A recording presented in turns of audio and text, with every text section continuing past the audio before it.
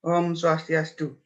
Nama saya Igri Mandi Payana, NIM 202062121046 dari kelas A1. Saya di sini akan mempresentasikan tentang sirkulasi.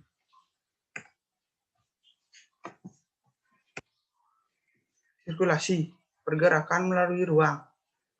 Jalur pergerakan kita dapat dianggap sebagai elemen penyambung indrawi yang menghubungkan ruang-ruang sebuah bangunan atau serangkaian ruang eksterior atau interior manapun. Secara bersama-sama, dalam sirkulasi menghadirkan komponen-komponen prinsip suatu sistem sirkulasi bangunan sebagai elemen-elemen positif yang mempengaruhi pandangan kita terhadap bentuk dan ruang-ruang bangunan. Elemen-elemen sirkulasi. Yang pertama, yaitu pencapaian. Sebelum benar-benar berjalan memasuki interior suatu bangunan, kita mencapai pintu masuknya melalui sebuah jalur. Ini adalah tahap pertama pada sistem sirkulasi, yang ketika tengah menempuh pencapaian itu, kita disiapkan untuk melihat, mengalami, serta memanfaatkan ruang-ruang di dalam sebuah bangunan. Yang kedua, ada pintu masuk.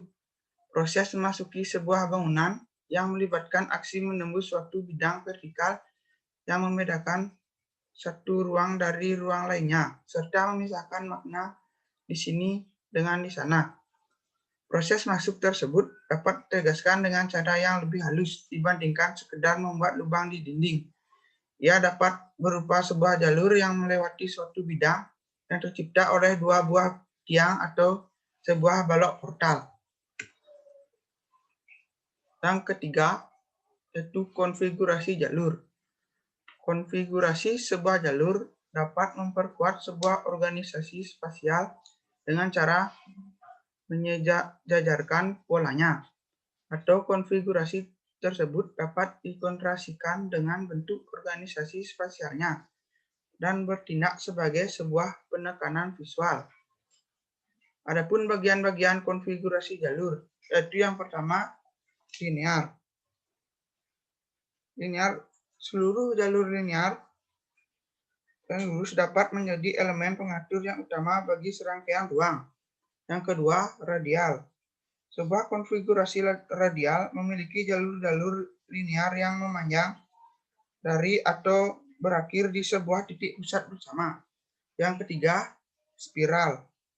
Sebuah konfigurasi spiral merupakan sebuah jalur tunggal yang menembus dan berawal dari sebuah titik pusat, bergerak melingkar, dan semakin lama semakin jauh darinya. Yang keempat, grid. Sebuah konfigurasi grid terdiri dari dua buah jalur sejajar yang berpotongan dan interval-interval reguler dan menciptakan area ruang berbentuk bujur sangkar atau persegi panjang. Yang kelima, yaitu jaringan. Sebuah konfigurasi jaringan terdiri dari jalur-jalur yang menghubungkan titik-titik yang terbentuk di dalam ruang. Yang keenam, ada komposit. Sebuah bangunan biasanya menggunakan kombinasi pola-pola yang berurutan. Titik-titik penting pada pola manapun akan menjadi pusat aktivitas akses masuk ke dalam ruang. Titik-titik ini menyelingi jalur pergerakan menuju sebuah bangunan dan memberikan kesempatan untuk berhenti sejenak, beristirahat, dan melakukan orientasi ulang. Yang keempat, ada hubungan jalur-jalur. Yaitu jalur dapat dikaitkan dengan ruang-ruang yang dihubungkannya melalui beberapa cara berikut. Yang pertama, melewati ruang, yaitu integritas sebuah ruang yang dipertahankan. Yang kedua, lewat menembus ruang. Jalur dapat lewat melalui sebuah ruang secara aksial, miring, atau di sepanjang tepinya. Yang ketiga, ada menghilang di dalam ruang, yaitu hubungan jalur ruang ini digunakan untuk mencapai dan memasuki ruang-ruang penting, baik secara fungsional maupun simbolis. Yang terakhir, bentuk ruang sirkulasi. Tangga dan jalur tangga tersedia untuk pergerakan vertikal kita antara lantai sebuah bangunan atau ruang luar.